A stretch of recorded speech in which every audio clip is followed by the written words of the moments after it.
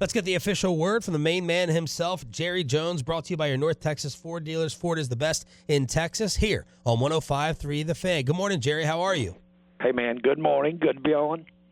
Good to be with you today. Jerry, you guys got some tough news in the last couple days about the outlook on the injuries for DeMarcus Lawrence and Micah Parsons.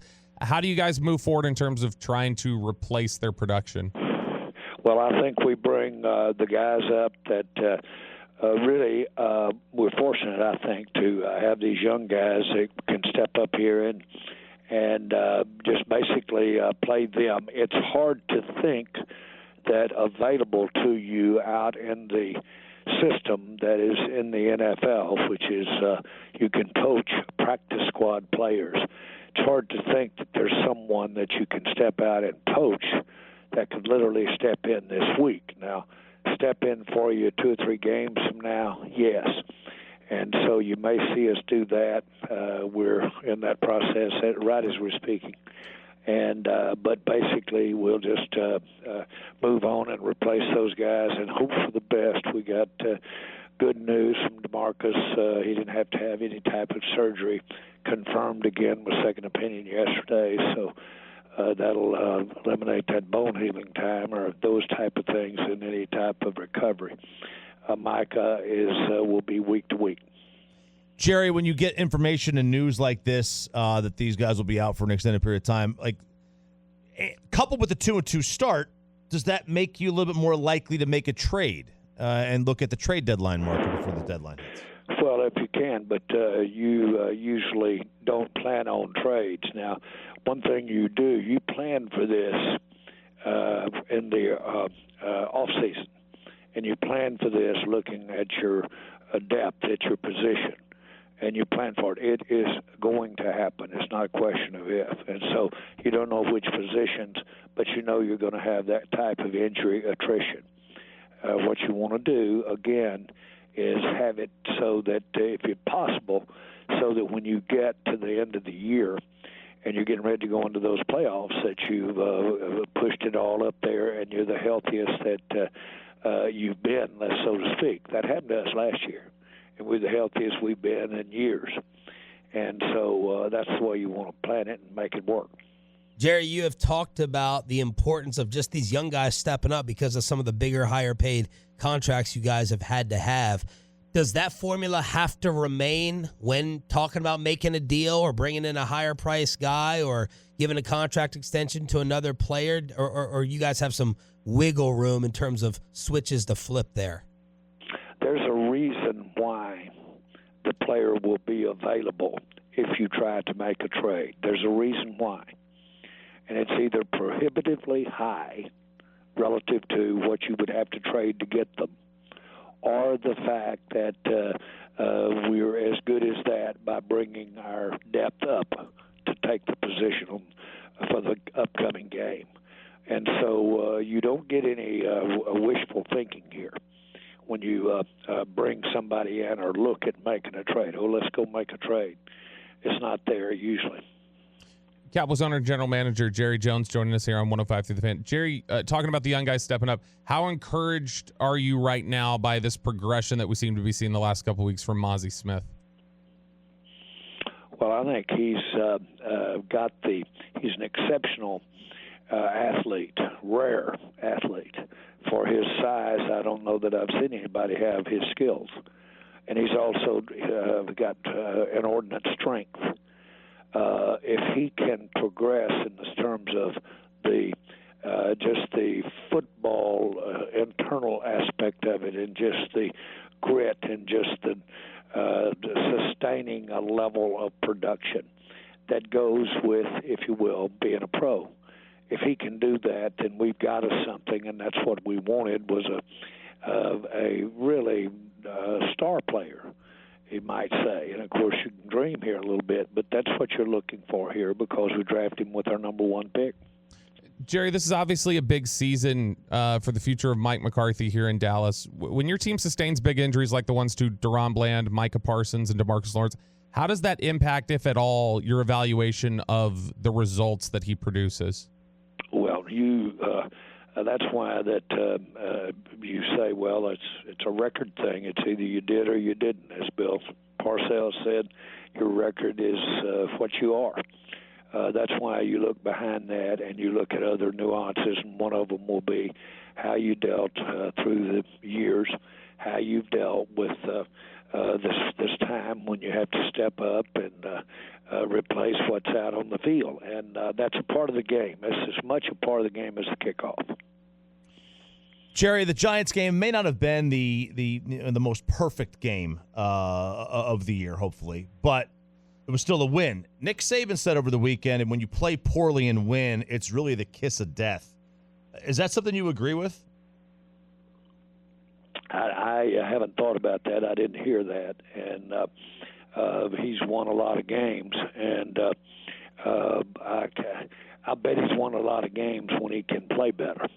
And so I'm not for sure what he meant by that, and I'm not being critical of it at all. It's just I'll take them. Boy, I'm going to tell you something. Every game you play in the NFL, because the talent, availability of talent is so equal, and how you obtain that talent is so equal that if you need to win some games when a few of you guys got outplayed, that's going to happen.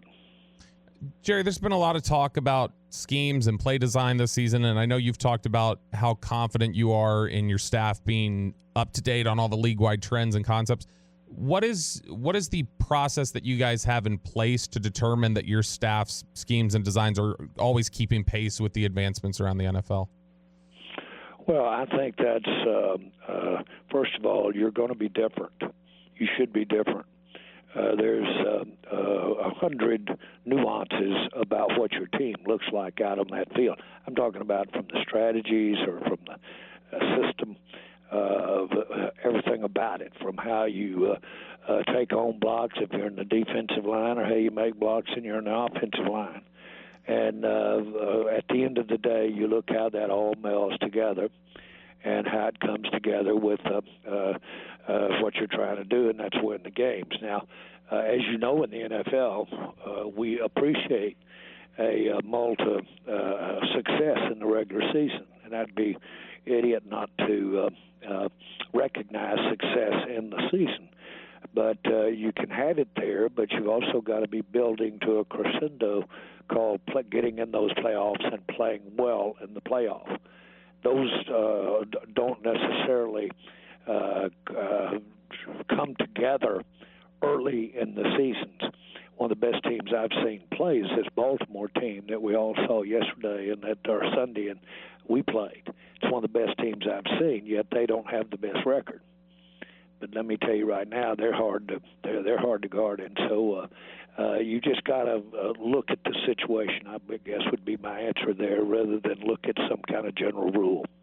Jerry, you look up at the top of the division, you see your old friend Dan Quinn and the Commanders at the top. What do you think about the job he's been doing here inside the division to start the year?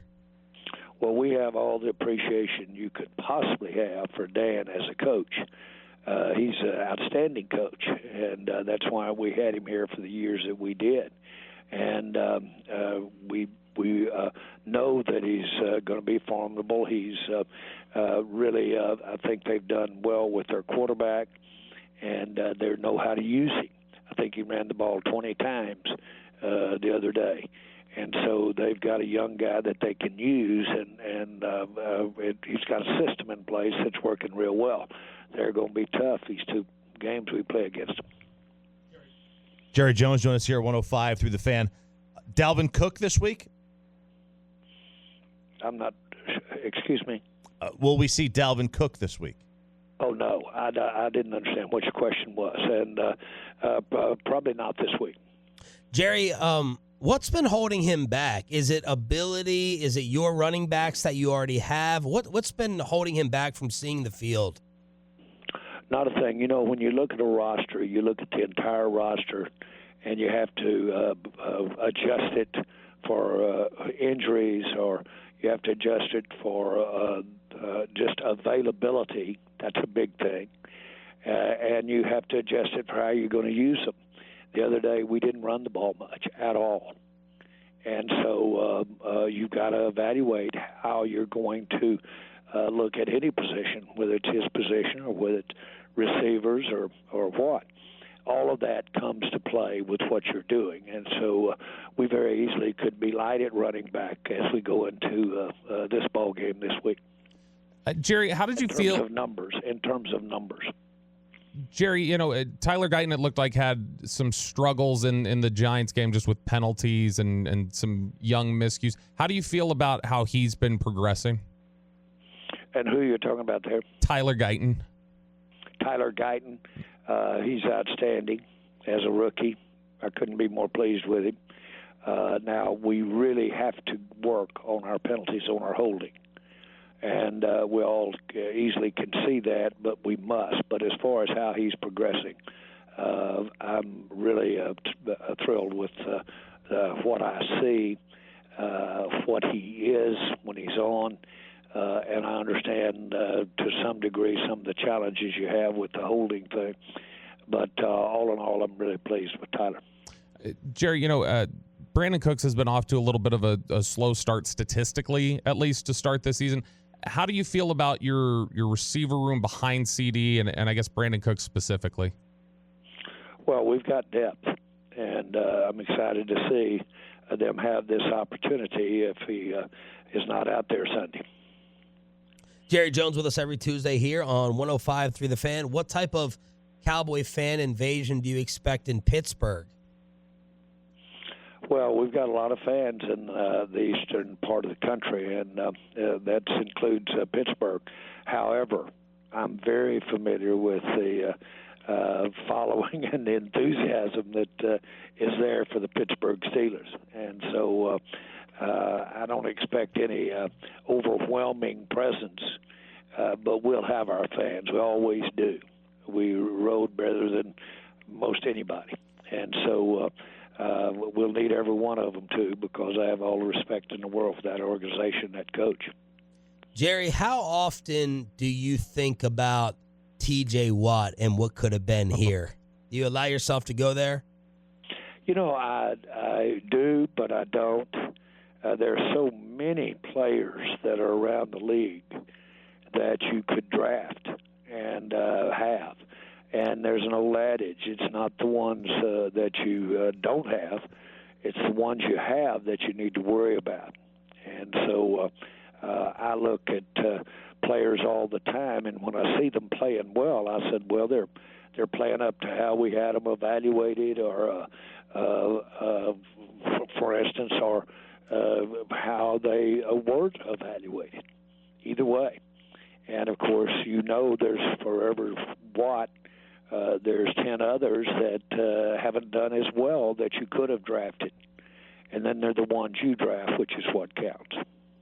Jerry, since we're not really reacting to a game, I'd like to capitalize on having you on the phone with us every week by kind of talking about some other issues. A lot of talk about less scoring. Mel Kiper said, let's go ahead and make a rule against, too high safeties. What is your thoughts on the league trend of less scoring this year, and do you think it's an issue?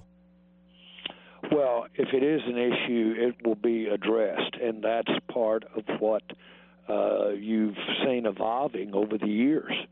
And I've seen adjustments made on both sides of the ball, and actually on all three phases. The special teams, a significant one in the last 2 or 3 years. And so that's what happens, and there are adjustments, and those adjustments are meaningful. And consequently, I think we have, frankly, today, the most exciting game that we've had since I've been involved in the NFL, and since I've been involved, frankly, I'll go all the way back to college in football. So I think we do a real good job. It's something that gets a lot of partial and impartial evaluation, because you can imagine defensive coaches during the spring and during the off season are in for creating situations that help the defense, offense the same way. That's why it's a league of adjustments, because those adjustments you see are when it may have swung too much as far as what's acceptable to all the clubs. But that's a big part of what goes on in the spring. As you know, Stephen is heavily involved on the competition committee. And that is a critical part of what we do in the NFL. Let's get these rules right, adjust the rules for safety, adjust the rules for scoring, and we want a game that has a lot of action in it. So, Jerry, this is kind of a random question. You don't have to answer it, but we got, we're in a political climate, especially right now. Mark Cuban and the new ownership of the Mavericks have differing political views, and people are wondering how that's going to work out with them working together. Have you ever let politics interfere or interrupt a big deal that you've had going, or it all gets pushed to the side for business? Never. The answer I'll do with you real quick. Never. Not for business, not for the involvement in what I'm doing. I'm apolitical. And then, Jerry, we know you're a big baseball guy. Final question. Your thoughts on the passing of Pete Rose, and do you think that Pete Rose should be in the Hall of Fame? Well, I will tell you, I was a great fan of him. I love the passion he played with. He hit my interest peak. He was right there when I couldn't have been more interested, and I'm a big fan of baseball. I love baseball. Love to play baseball more than I did football. And the bottom line is that I really hate to see his passing.